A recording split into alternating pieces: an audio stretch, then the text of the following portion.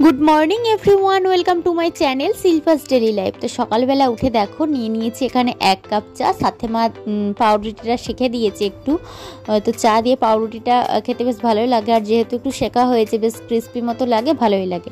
তো খাওয়া দাওয়ার পর কোনো রকম কাজ ছিল না, চুপ করে বসেই ছিলাম। আর ভাই বোন তো টিউশন চলে গেছে, খুব একটা ভালো লাগছিল না, একটু আলসেমি আলসেমি লাগছিল। ভেবেছিলাম আজকে বিকেলবেলা বাড়ি চলে যাব, সেটাই ভাবছিলাম আর কি। তো সেই জন্য বসেছিলাম।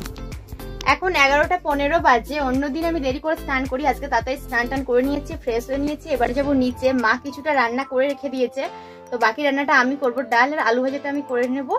আজকে আসছে আমার দিদি, মানে পিসির মেয়ে আসছে, যেহেতু আমি এখানে আছি বলছে তুই যদি আজকে থাকিস আমি যাবো। বলছি ঠিক আছে তুই তাহলে আয়, আমি আজকে আর বাড়ি যাচ্ছি না, এখানেই আছি। তো দেখা যাক, বিকেলবেলা সম্ভবত বাড়ি চলেও যেতে পারি, আবার থাকতেও পারি, ঠিক নেই। আর দিদি আরে এখনো আসেনি, এসে পৌঁছবে।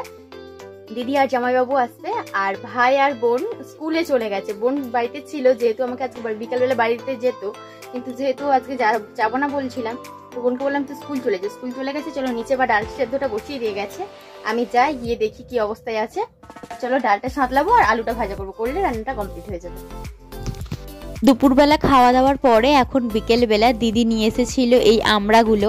তো বললাম যে দিদি চল তাহলে আমরা আমড়াগুলো কেটে খাই। খুব একটা সচরাচর আমি আমড়া খাই না, মানে টক জাতীয় কোনো খাবারই আমার ভালো লাগে না, শুধুমাত্র ফুচকা খাওয়ার সময় তেঁতুল জলটা ছাড়া।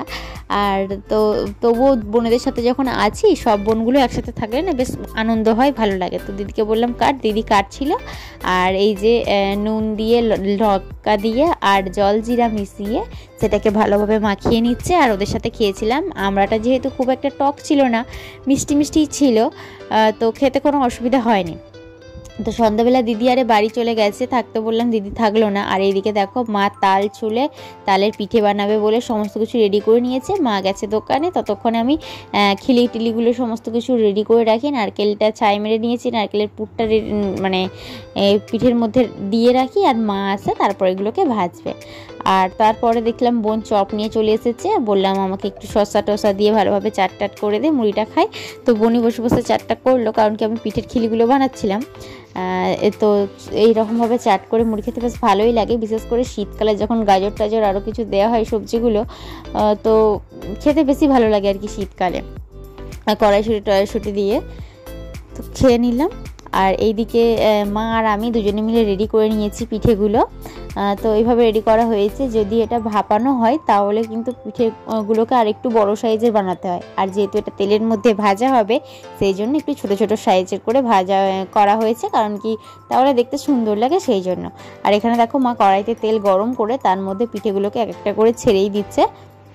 এটা আমরা ময়দা দিয়ে বানাইনি, এটা আটা দিয়েই বানিয়েছি, কারণ কি ময়দা দিয়ে বানালে এরকমভাবে ভাজার পর না, তেলে ভাজার পর অনেকটা বেশ শক্ত হয়ে যায় আর কি, খুব একটা ভালো লাগে না। আর যেহেতু আটা দিয়ে বানানো হয়েছে, তো আটা ময়দা পাইলে আর কি, সেই জন্য একটু নরম নরম হবে, খেতে ভালো লাগে।